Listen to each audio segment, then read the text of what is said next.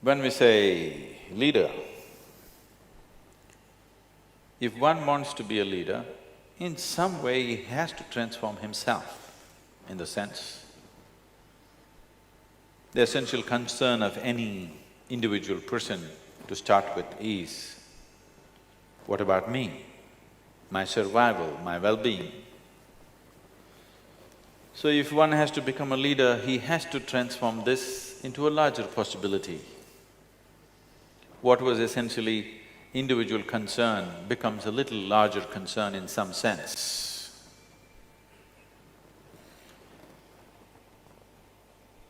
What is being looked forward to from a leader is, he should be able to see things that other people are not able to see. He need not be a superhuman being, he need not know everything.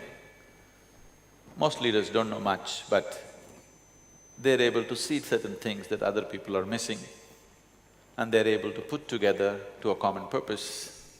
They're able to put people together for a certain common purpose that makes them leaders. Once you're in the position of leadership,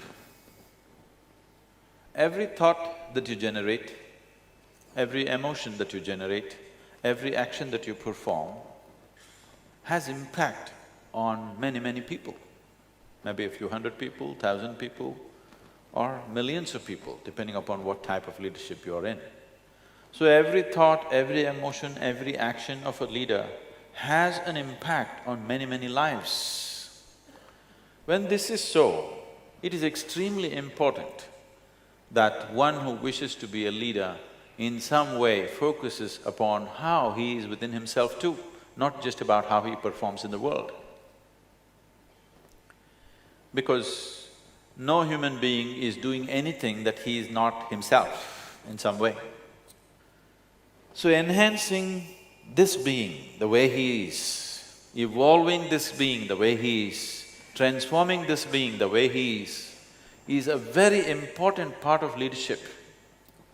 Learning the tricks of management, learning the tricks of manipulating or inspiring people is another thing.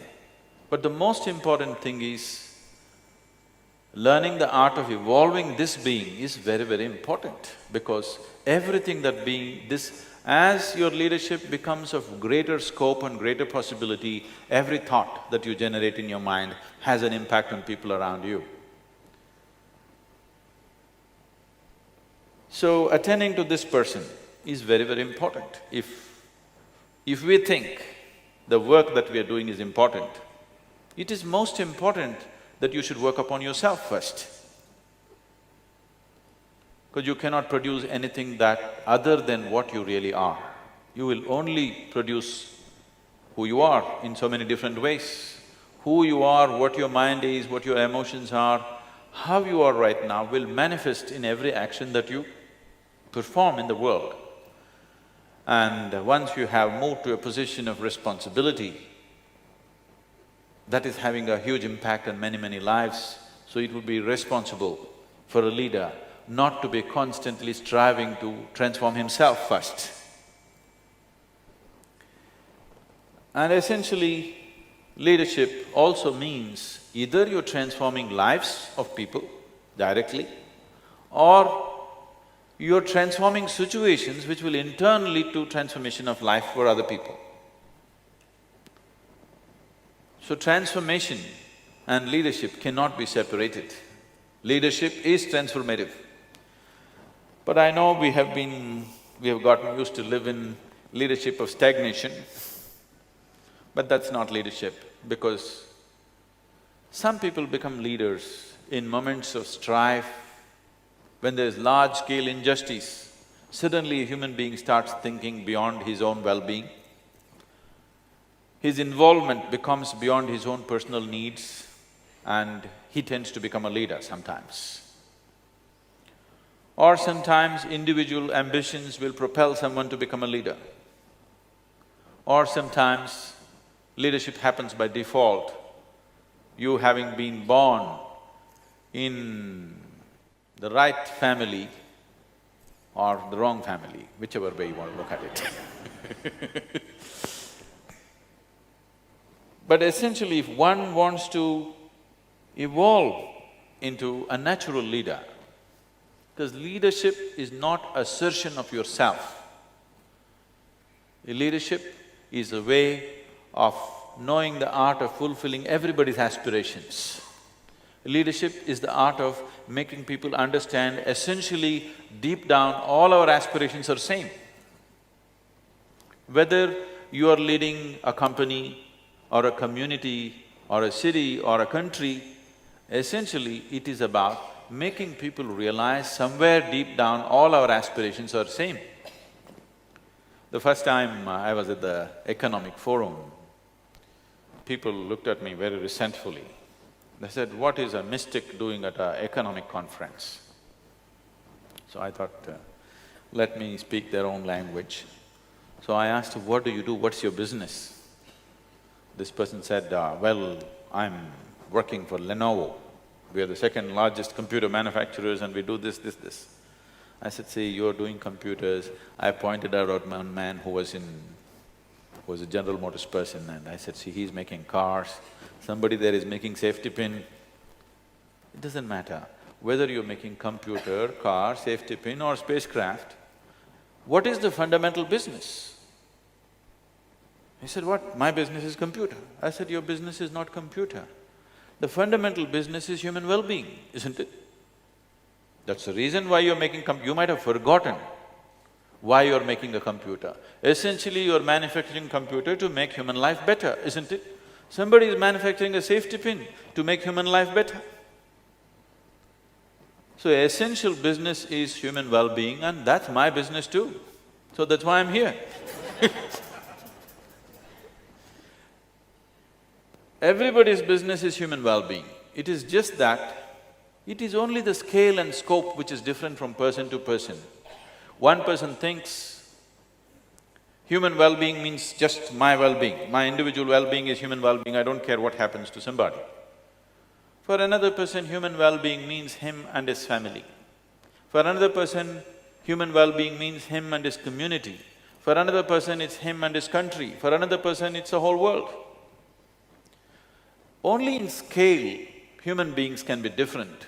Otherwise, every human being's aspiration is human well-being, isn't it so? Yes?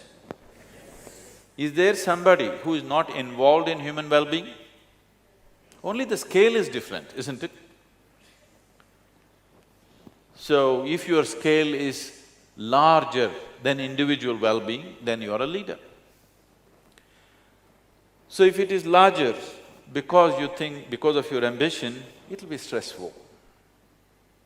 If you've taken this on because your family pushed you into it, it'll be very stressful. You will become a natural leader. Being a leader is not certain position, it is just a certain capability and fulfillment of our aspirations. In the sense, nobody can become a leader without a certain spiritual element in him. No, don't get like that. When I say spiritual, I am not talking about you joining some religion or joining up with some group. Essentially, spiritual process means expanding the horizons of your perception and experience of life and oneself. In some way, your perception of life has enlarged itself beyond self-preservation. You're thinking not just about this being well, you're thinking of making things happen for lots of people, that makes you into a leader. So this can happen out of your thought, or this can happen out of necessity of situations in which you exist, or this can happen because your perception has truly expanded. When I say perception has expanded, shall we do an experiment with you? Can I do an experiment with you? Take your right hand, touch your left hand and see. Is that you? Is this you? Touch the chair on which you're sitting. Is that you? No. How do you know this? What is the basis of your experience which tells you this is me, this is not me? Hmm? Don't sit there like yogis, I'm the yogi.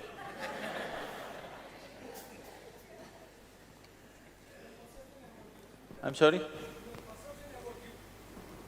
No, no, no. What is it that tells you this is me and this is not me?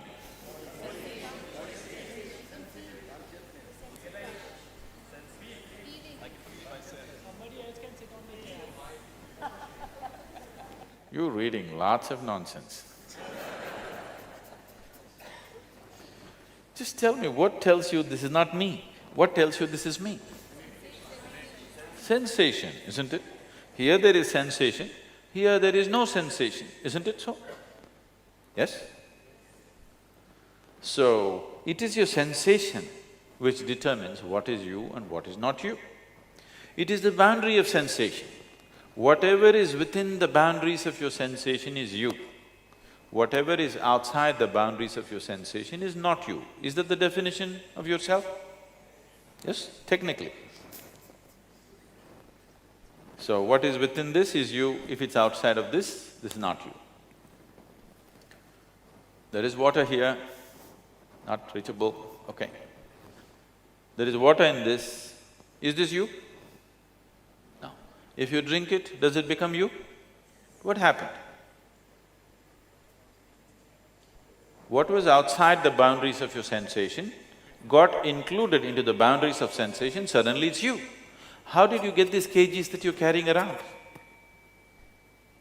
Were you born like this? What you call as myself right now was all over the planet, isn't it so? Are you eating only Marathi food or are you eating… No, I'm just saying, it's all over Maharashtra or all over the planet. I don't know where all you picked up the stuff. So what you call as myself was a piece of earth at one time. Now you go about, this is me. What has happened? You just took a piece of earth and included it into the boundaries of your sensation, now this is you. Now do I have to tell you, please take care of your little finger, this should be taken care of, don't harm it, don't cut it, don't bite it off, should I have to tell you? No.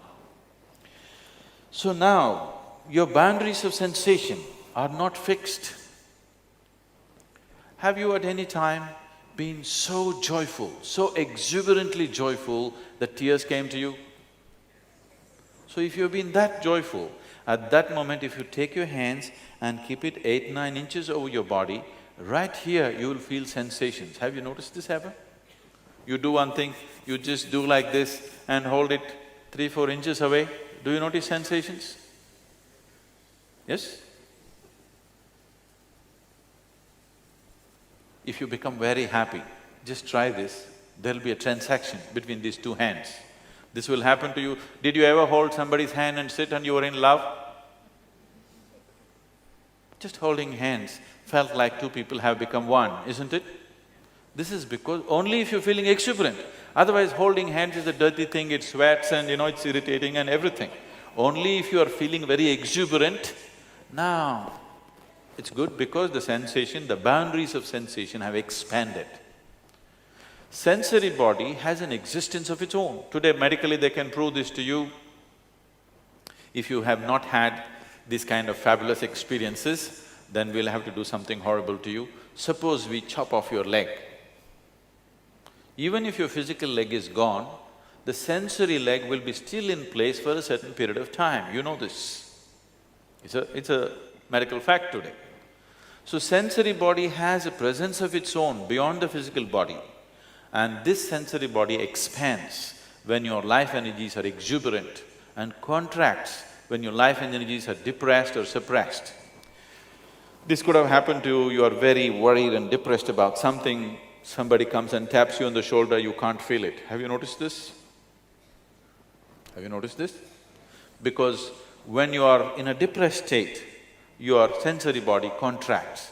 When you're in an exuberant state, it expands. If you consciously crank up your life energies to a certain level of exuberance, if you sit here, suppose your sensory body became as large as this hall, now you would experience all this as a part of yourself. If you experience these people as you experience the five fingers of your hand, because what is within these five fingers was also outside some time ago, isn't it? Yes? This is slowly you accumulated into the boundaries of sensation. It was outside and you included into the boundaries of sensation, now you experience this as myself.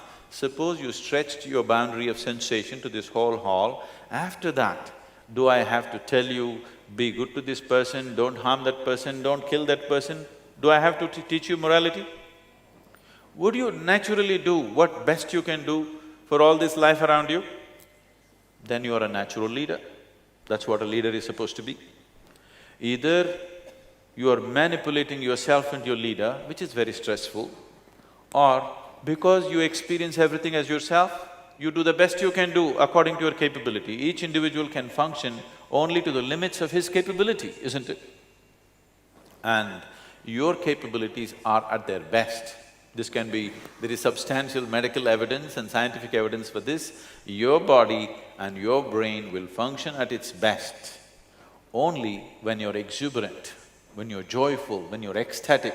Your whole system functions at its best. Have you noticed this yourself? Haven't you noticed this experientially? When you're peaceful and joyful, is your body and brain functioning at its best? A man went to the neurologist and asked him, "Doctor, how long can a man live without a brain?" The neurologist looked at him and asked, "How old are you?"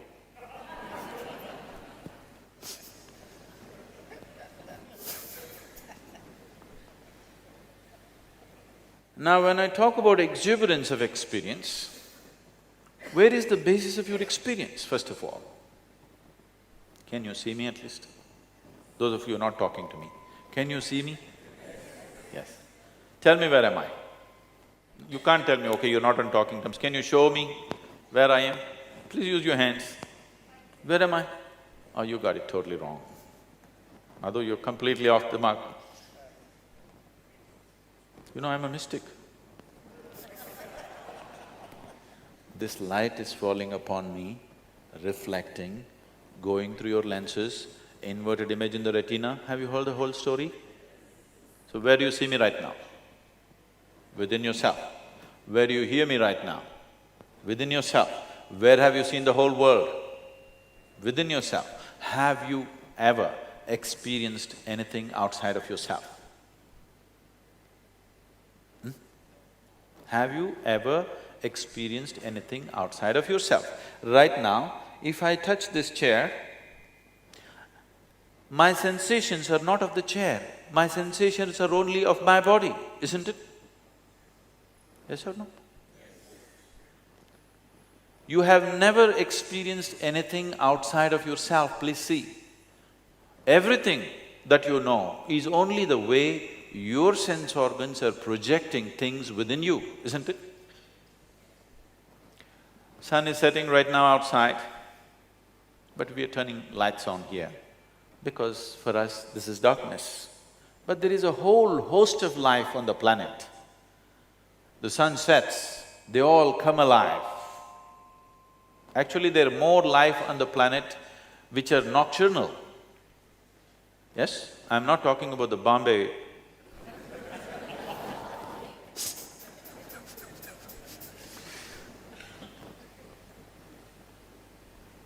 There is more life on the planet which comes alive in the night than in the day. Yes? So suppose you sit with an owl and start an argument, which is light, which is darkness, where would it get you? Endless argument? Who is right, you or the owl? Both? Oh. Both means, if you're saying both, either you're working for the diplomatic corps or you may have a successful marriage. In these two areas, you must learn to say both to everything. Otherwise, you can't survive these two things. I'm asking which is light, what you see is light or what the owl sees is light. See, both of us may be wrong. One of us may be wrong, but both of us cannot be right, isn't it? Yes? So your sense perception right now is just enough for survival, but everything that you experience is happening within you. The very seat of your experience is within you. When this is so, should you not determine the nature of your experience? The world outside will happen the way you want it only to some extent, never 100% the way you want it. Yes? Never will, and I'm happy it is so. Because if the world happened completely the way you want it, where do I go? I'm glad it's not happening your way. Isn't it so? It happens to some extent your way, some extent my way, some extent somebody else's way. It's okay, that's the way the world should be. But at least this one person should happen 100% the way I want him, isn't it? Yes? But right now this is the problem. This one is not happening. This body is not taking instructions from you. This mind is not taking instructions from you. If your mind were taking instructions from you, would you keep it joyful or miserable? Pleasant or unpleasant? Pleasant for sure. If you were joyful, your sensory body would be all over the place. There would be a deep sense of inclusiveness. Once your experience of life is inclusive, without being elected, you are a leader. Without being appointed, you are a leader. Don't think whoever is appointed is always the leader. There are all kinds of leaders all over the place who are managing things and taking things in their own way, isn't it? Yes or no? Because of their sense of inclusiveness. Wherever there's inclusiveness, people will look for guidance in that direction, isn't it so? Yes? Whoever reverberates with you, you look for guidance in that direction, not to the appointed person up there, isn't it? So, there is a certain possibility within the human being which has been left unexplored by most of the humanity. Can I tell you my own story, is it okay? You shouldn't sleep off, okay? Because once upon a time, if I start, most people think it's bedtime has come. This is not once upon a time story. I know I look ancient enough, but it's not a once upon a time thing. Some time ago. When I was just 3-4 years of age, one thing that I realized was that I did not know anything. I was so utterly, absolutely ignorant about everything. This came to my awareness. So if somebody gives me a glass of water, I will just be staring at this for 3-4 hours at a stretch. Somebody gives me a dry leaf, I'll be looking at it for hours. If I sit up in the bed, I'll be just staring at nothingness for the whole night. To a point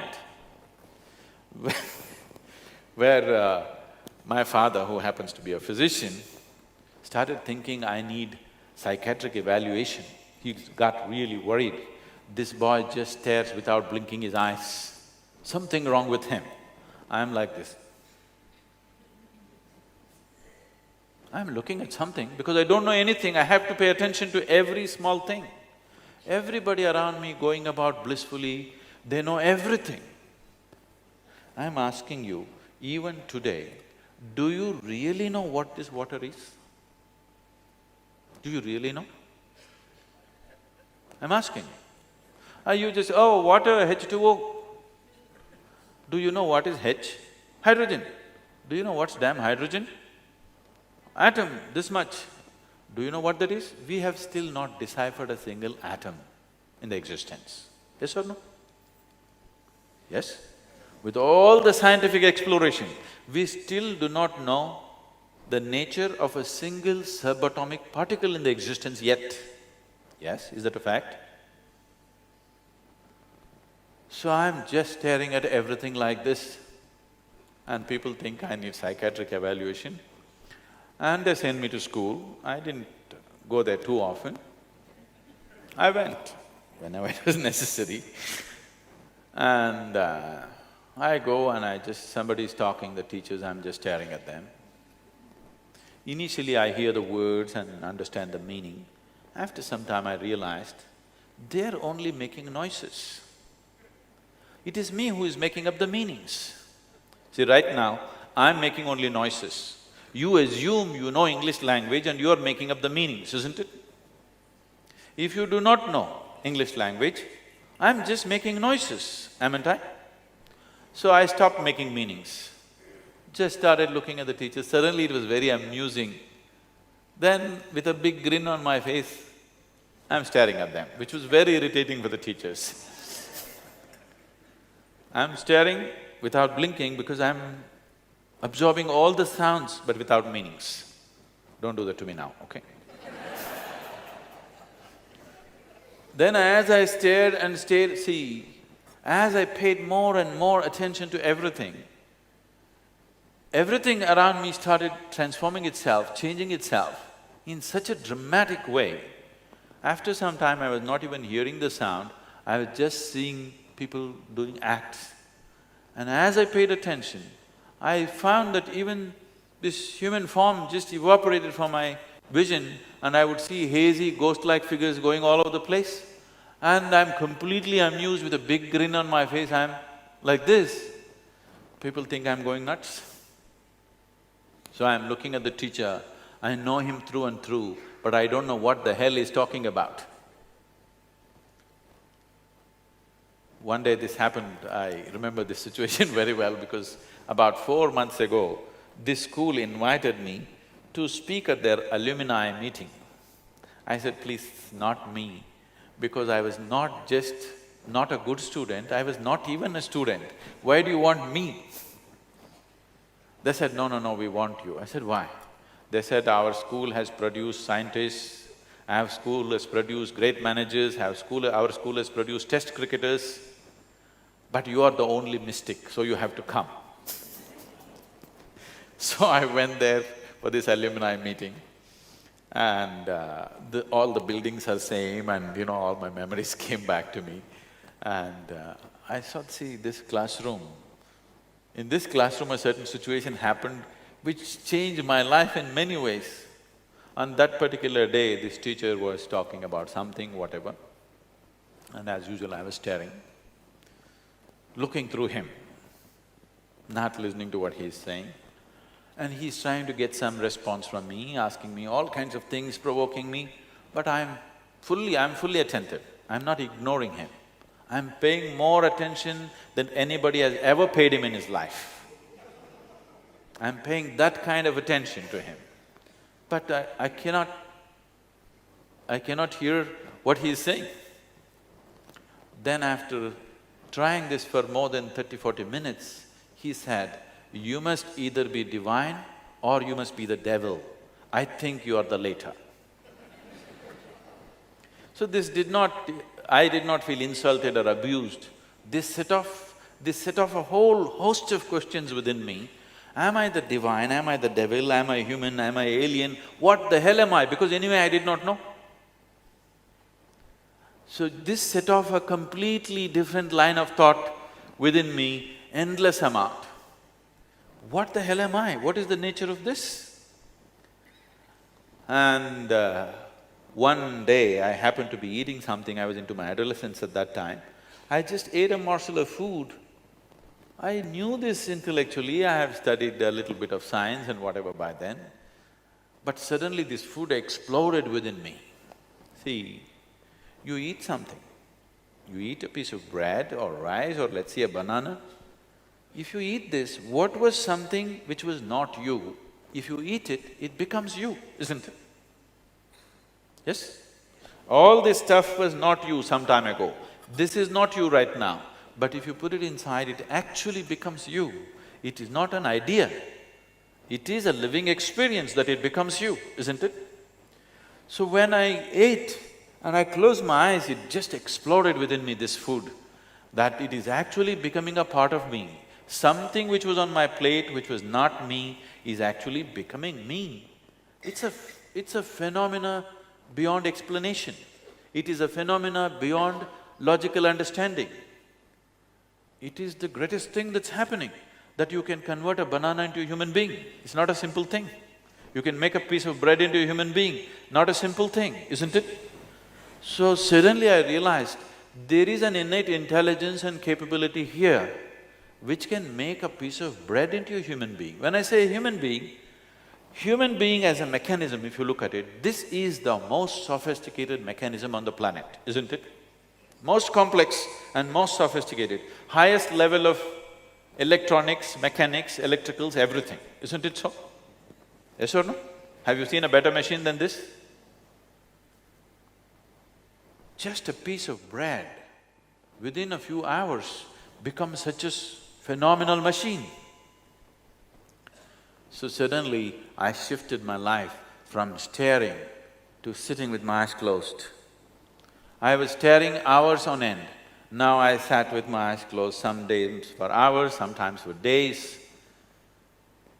Now suddenly people around me, people who were thinking that I need psychiatric evaluation, they started thinking, oh, he's a yogi. See? But I was still doing the same thing. Instead of staring at somebody, I was staring at myself. I was not doing anything different, I was still paying attention, that's all I was doing. All the time I was paying attention, it is just I changed the direction of paying attention and suddenly from a nutcase to a yogi. Now there is this intrinsic intelligence and capability in every being right here, isn't it? Yes?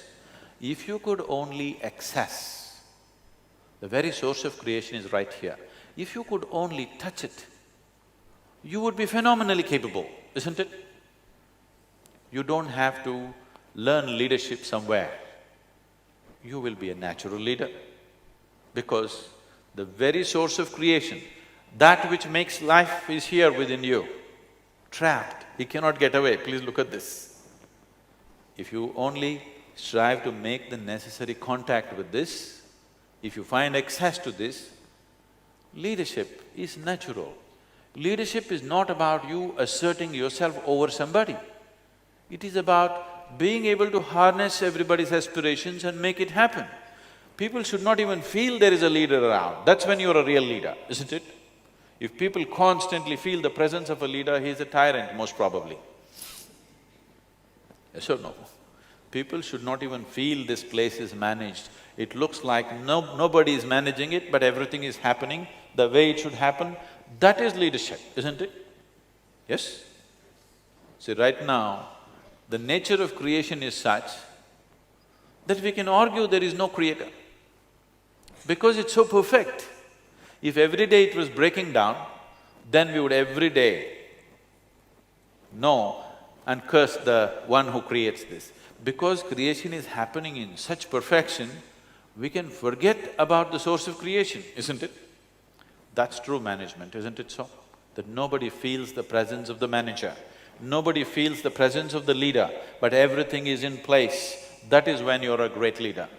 And that will only happen only when there's a deep sense of inclusiveness of everything around you. Inclusiveness not as an idea, but inclusiveness as an experience. Oh, is such a thing possible? Well, once again, modern science is telling you, if you sit here right now, this moment, as you're sitting here right now, every subatomic particle in your body right now is in constant transaction with the rest of the cosmos. This is a reality that's happening. So the only problem is you're not experiencing that reality. If you're experiencing that reality, there would be a deep sense of inclusiveness. When there is inclusiveness, when you feel everything as myself, nobody has to teach you integrity, nobody has to teach you morality, nobody has to teach you what's right and wrong. Nobody has to teach you what's right and wrong towards yourself, isn't it? Only with reference to the other there is a problem. So spiritual process means you have eliminated the other. There is no other for you in this world, there's only you. When there's only you, there's absolutely no problem. You'll do the best that you can do and that's all there is with life. That's all there is with life, isn't it? Have you fully expended yourself? Everything that you are, has it been used or not? Whether you can perform like somebody else or not is not the question. The question is, have you used this being fully for whatever it is? And that will only happen if your experience of life is constantly pleasant. I will tell you this, there is medical evidence to prove this today. If you maintain 24 hours of utter pleasantness, before that let me ask you a question. Unfortunately, almost the whole population on the planet will come with a negative answer. How many of you have had one day in your life, that is one 24-hour segment in your life, where you spent 24 hours without a moment of irritation, agitation, anxiety, unhappiness, anger, nothing? You went through 24 hours blissfully. Very few people can say yes to this, unfortunately. See, if one day did not happen the way you want it, that's different. If not even one day happened the way you want it, you are not in the position of leadership, even with this one, isn't it? Yes? Even 24 hours in these many years, if it did not happen exactly the way you want it, obviously you are not in control. You are happening by accident. If your own body and your own brain is not taking instructions from you, why the hell should 1,000 people or 10,000 people take instructions from you, I'm asking? Why should they take it? Now, being a leader is going to be phenomenally stressful because you are trying to manipulate situations to make them happen. You do this much to yourself, that your mind and your body will do what you want it to do. You will see, suddenly working with the world is such an effortless process.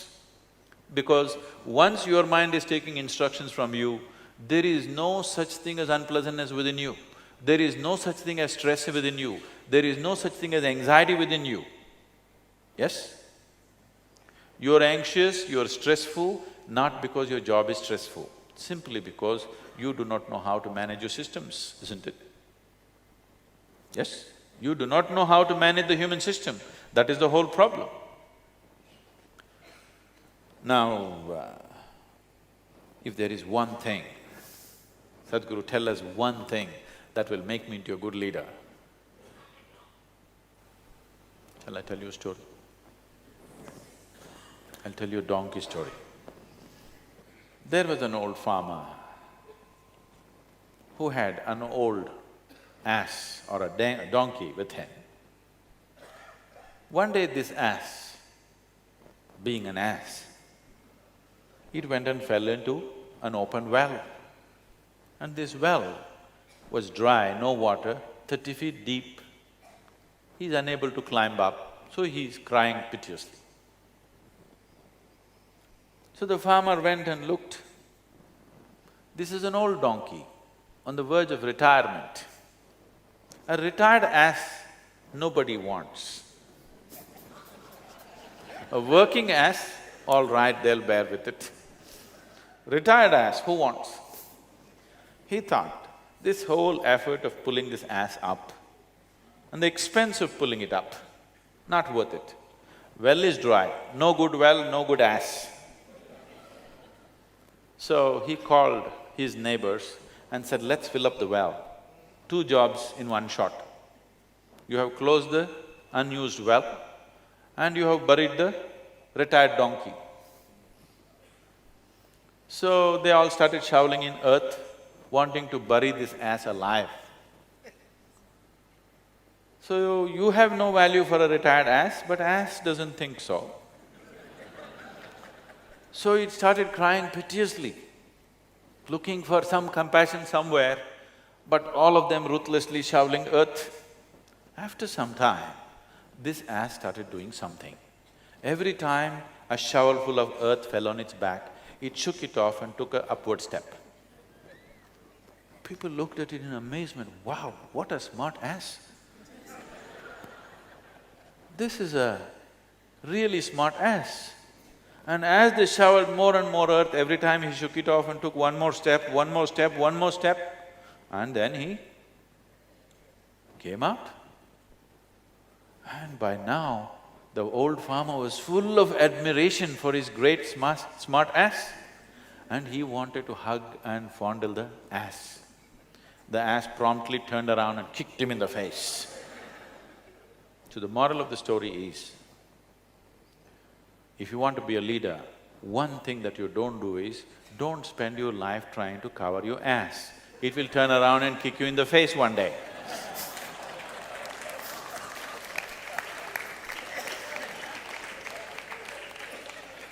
Because what people expect you from a leader is that first of all, he is straight. People don't appreciate you manipulating them. People appreciate that first of all you are straight. You don't have to be brilliant to be a leader. You don't have to be a genius to be a leader. You don't have to be a superhuman to be a leader. You are straight, your integrity is always there, and you have some vision. You have some insight into a few things that makes you into a leader. When you are truly inclusive, you'll naturally have an insight about everything. And then you gather people, right kind of people will naturally gather around you when they see a certain level of integrity in you, and things will happen, according to your capability, of course. You can never equate people's capabilities. People come with different capabilities, it's fine. But the question is just this, are you able to use yourself to the fullest extent or no? If you yourself are an issue, so please see, you yourself are an issue on a daily basis. When you are an issue, you cannot handle issues on the outside. So if you make yourself like this, that this is not an issue anymore. Now, you can attend to the outside issues to the best of your capability and your leadership will happen effortlessly without being stressful to you or to anybody for that matter. It's transformative leadership. If you have questions, please. Any kind of question. Sadhguru, why is it that today, in the name of leadership, we see so much of insecurity among leaders? Subordinates who look upon leaders today feel awfully insecure even more. These brilliant people who are assisting the leader, they are like small pieces in the jigsaw. By themselves, they are nothing.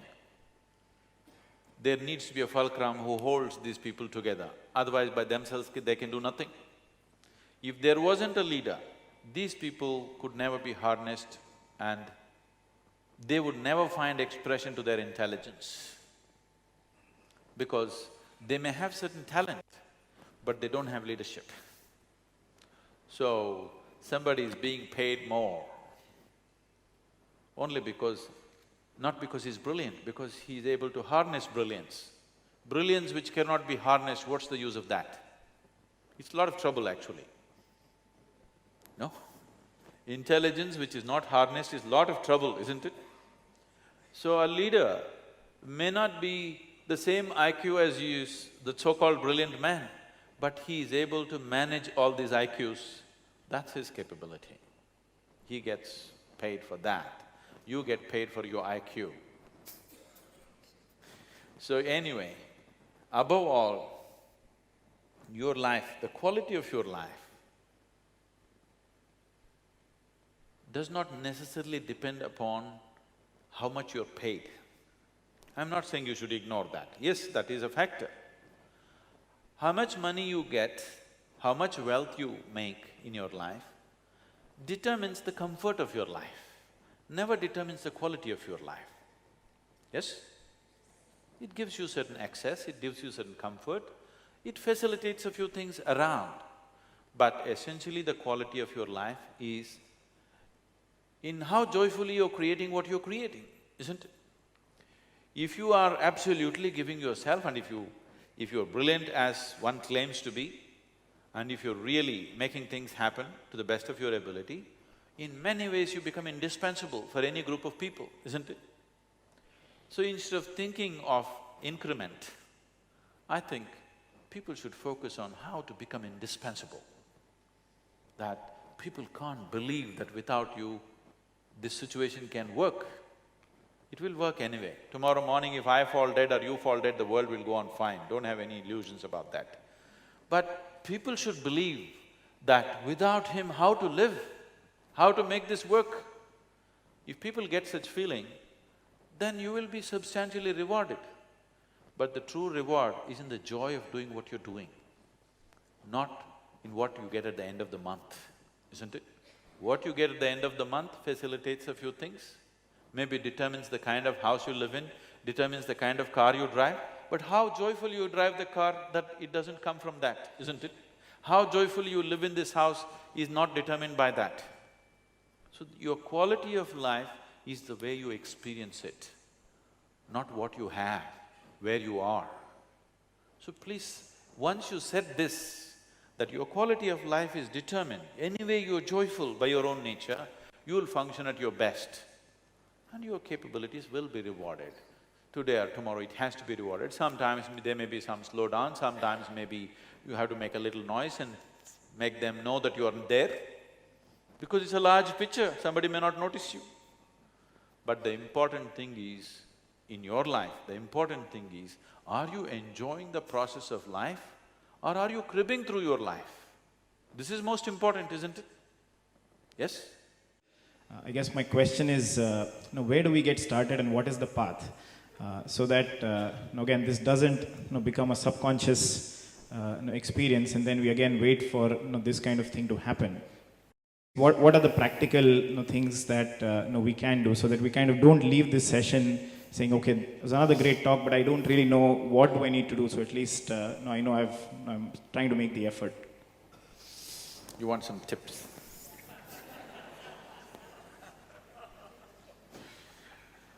People have given all kinds of tips and they've not worked, isn't it?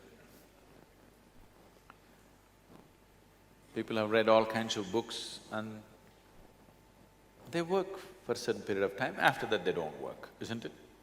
Because you're trying to imbibe inclusiveness from outside. No.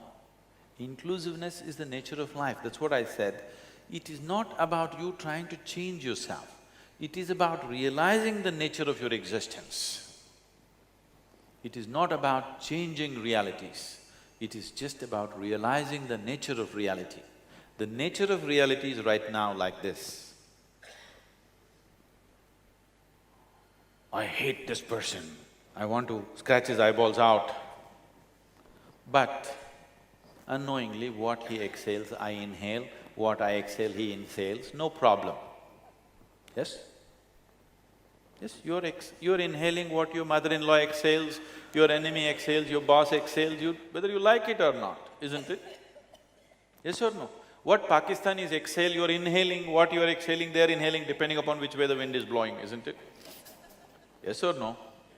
No way, we will not breathe what Pakistanis breathe. You can't help it. So life is inclusive. Only your mind is exclusive. You understand? Mind is made like this because this part of the mind, which is the logical structure of your mind, can only cater to your survival process. For survival, you have to be exclusive, please understand this.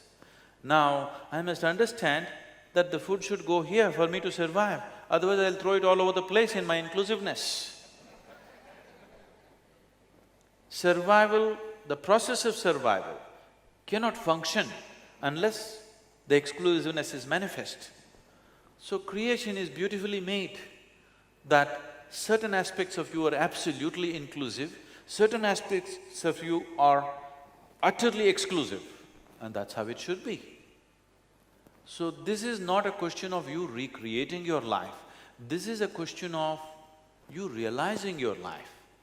If you have to realize something, at least first of all you must start paying attention to it, isn't it? You're not paying any attention to life. You are just busy creating your own world in your mind, isn't it? Please see, you are not living your life. Most of the time you're thinking about life, isn't it so? Yes or no? What you call as my life right now is your thought, your emotion, your opinion, your prejudice, this is what you call as life. This is not life, this is just a psychological process. Life is an existential process, isn't it? Is life a reality or is it just a dream? But what's happening in your mind? Is it a reality or is it just a dream? It's just a dream. What happens in your mind is a dream.